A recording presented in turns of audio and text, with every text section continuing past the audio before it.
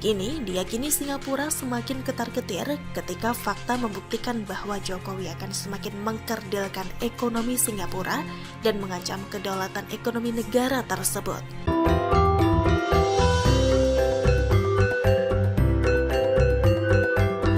Ojo lali disubrek yo.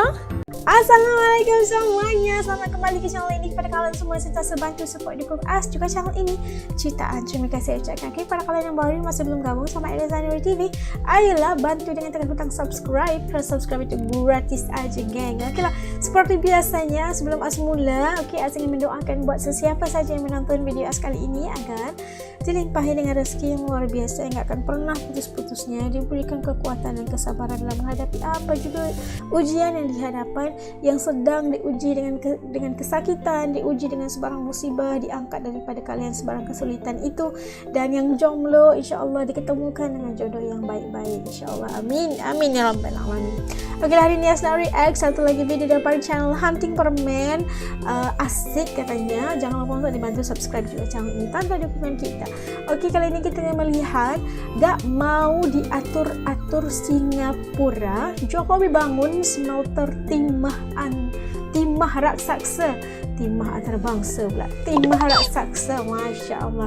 Oke, ingin melihat apakah perkongsian, apakah cerita di sebalik tajuk ini.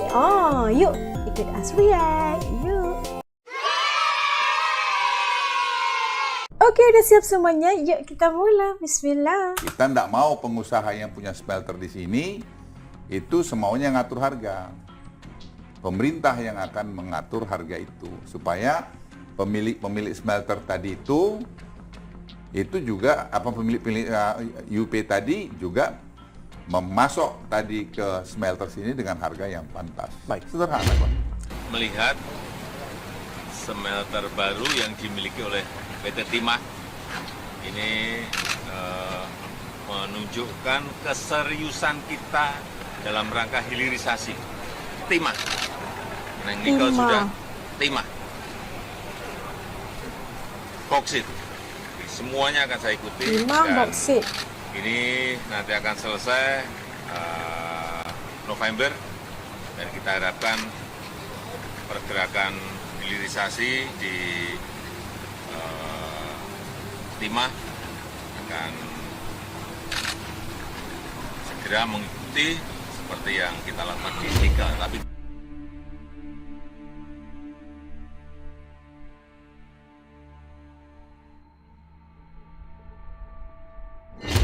anything you advise to us, we very welcome. But one thing, don't disturb our economic growth.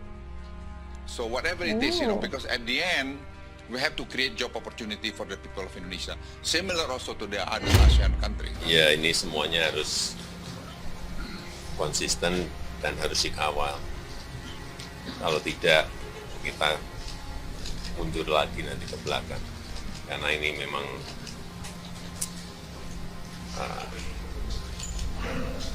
konsistensi itu yang dibutuhkan.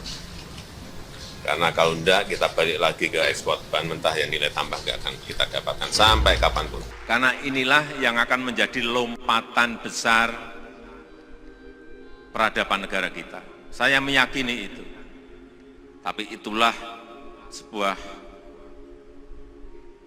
perdagangan yang kadang-kadang menekan sebuah negara agar mereka ikut aturan main yang dibuat oleh negara-negara besar. Kita semua ingat Bung Karno tahun 1965 menyampaikan menolak ketergantungan pada imperialisme, memperluas kerjasama yang sederajat dan saling menguntungkan. Presiden Joko Widodo pastikan penyetopan ekspor timah akan terjadi di tahun ini. Menurut Jokowi, langkah penyetopan itu guna mendukung upaya hilirisasi industri dan pemanfaatan sumber daya alam Indonesia yang melimpah. Apalagi saat ini Indonesia adalah negara nomor 1 pengekspor ingot timah, di mana cadangan timah Indonesia adalah nomor 2 di dunia. Tentu saja pelarangan ekspor timah ini menimbulkan respon dari berbagai kalangan. Terlebih selama ini harga timah ditentukan oleh Singapura, maka langkah penghentian ekspor timah ini baik dalam rangka mengatur tata niaga timah dunia sehingga Indonesia ke depan bisa berdaulat mengatur harga timah dunia. Dengan hilirisasi, dengan membangun smelter, Indonesia akan punya peran untuk menentukan harga sehingga tidak cuma diatur oleh negara yang punya smelter saja. Kebutuhan timah dunia tinggi, hampir semua telepon genggam misalnya berisi timah. Apalagi di dalam timah juga ditemukan rare earth, di mana mineral ini sedang diburu oleh Amerika Serikat. Karena hal inilah kementerian terkait terus melakukan persiapan untuk mendukung kebijakan larangan ekspor timah yang rencananya akan berjalan pada pertengahan tahun ini.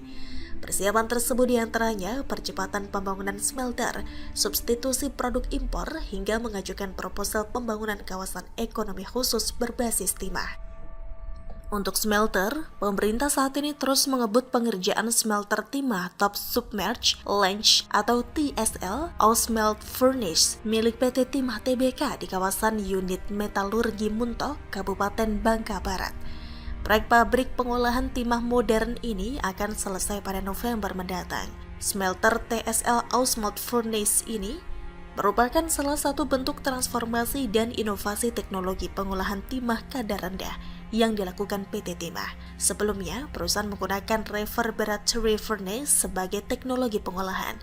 Langkah ini dilakukan menyusul minimnya serapan timah batangan di industri hilir domestik yang bertahan di angka maksimum 5% dari produksi 80.000 ton per tahun.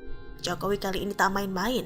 Sejak terpilih menjadi Presiden Republik Indonesia, Jokowi mulai merubah keadaan Indonesia dengan banyak membuat gebrakan dan kebijakan ekonomi hingga politik yang lebih progresif. Perlahan namun pasti, penerimaan Singapura yang bersumber dari keuangan Indonesia mulai digembosi dengan sejumlah kebijakan pemerintahan Jokowi. Gebrakan-gebrakan yang dilakukan Jokowi membuat negara itu tidak lagi dianggap sebagai kekuatan ekonomi yang superior. Kini diyakini Singapura semakin ketar-ketir ketika fakta membuktikan bahwa Jokowi akan semakin mengkerdilkan ekonomi Singapura dan mengancam kedaulatan ekonomi negara tersebut. Sehingga bukankah tidak mengherankan jika Singapura kemudian bermanuver dengan mendekati musuh Jokowi? Jika musuh Jokowi memenangi Pilpres yang akan datang, tentunya Singapura dapat mempertahankan dominasinya atas Indonesia karena Singapura menganggap mereka tidak seagresif Jokowi. Ataukah akan kita biarkan saja? Ini anda dapat saksikan bagaimana Indonesia, Republik Indonesia di bawah pemerintahan Presiden Pak Joko Widodo atau Pak Jokowi yang ingin memastikan tentang ekspor timah. Kita tahu bagaimana Pak Jokowi dan juga kepimpinannya juga telah melihat bagaimana memaksimumkan hilirisasi industri dan pemanfaatan sumber daya alam Indonesia yang begitu banyak sekali, dan melihat tentang situasi ini sebenarnya katanya sebelum ini harga penentuan tentang timah itu adalah tergantung kepada negara Singapura kayak gitu kan. Tapi apa kebijakan dilakukan oleh Pak Jokowi apabila dia membangunkan smelter timah raksasa di Indonesia itu membolehkan sehingga membolehkan suatu hari nanti Indonesia menentukan harga bagi timah dunia. Dan kita melihat bagaimana kepentingan Indonesia terhadap ekspor timah, dan katanya sebelum ini nikel, timah dan bauksit juga, dan sekarang Pak Jokowi sedang mengatur dengan sangat baik setiap sumber daya alam yang ada di Indonesia bagi dimanfaatkan bukan hanya untuk peningkatan kepada ekonomi Republik Indonesia, malahan juga kepada peningkatan sosial rakyat Indonesia juga. Dan kita melihat bagaimana ketegasan Pak Jokowi ingin melihat rencananya agar kita panggil dominasi terhadap ekspor timah ini sebenarnya tidak lagi didominasi oleh negara Singapura. Dan kita tahu kebutuhan negara-negara Eropah, negara-negara Barat, Amerika dan sebagainya yang sangat membutuhkan timah ini dalam industri mereka. Dan bagaimana Pak Jokowi melakukan tindakan yang sangat-sangat tepat di saat yang sangat betul bagi membolehkan Indonesia terus bangkit di atas sumber daya alam yang begitu banyak di Indonesia agar mereka sendiri dapat dapat menentukan berapakah harga timah dunia dan sebagainya, sedangkan mereka adalah pengeluar kedua terbesar dunia. Dan pastinya ini sangat-sangat dibutuhkan oleh Indonesia bagi membolehkan setiap yang ada di Indonesia itu dimanfaatkan sehabisnya dan diberikan manfaat itu bukan hanya untuk ekonomi negara, malahan seluruh rakyat Indonesia. Begitu tegas sekali pendirian Pak Jokowi tentang bagaimana bagi memastikan bahawa harga timah itu ditetapkan oleh Indonesia dan bagaimana membangun smelter timah raksasa itu telah membuatkan Singapura pasti akan terasa seperti gugatan gitu, terasa tergugat dengan tindakan Pak Jokowi ini tidak boleh dibantah oleh negara lain karena ini adalah hak Republik Indonesia dan kita tahu setiap negara itu pasti akan menjaga kepentingan negara dan juga rakyat mereka terlebih dahulu. Begitu untuk sangat rasa respect, salute dengan Pak Jokowi dengan pendiriannya, ketegasannya. Bukan hanya dia, menteri-menterinya juga punya vision yang sangat bagus untuk Indonesia ke depannya, dan kita doakan agar Indonesia itu terus maju dan menjadi negara mengejar kedudukan untuk menjadi 5 kuasa ekonomi terbesar dunia menjelang 2045, insya-Allah dengan izinnya.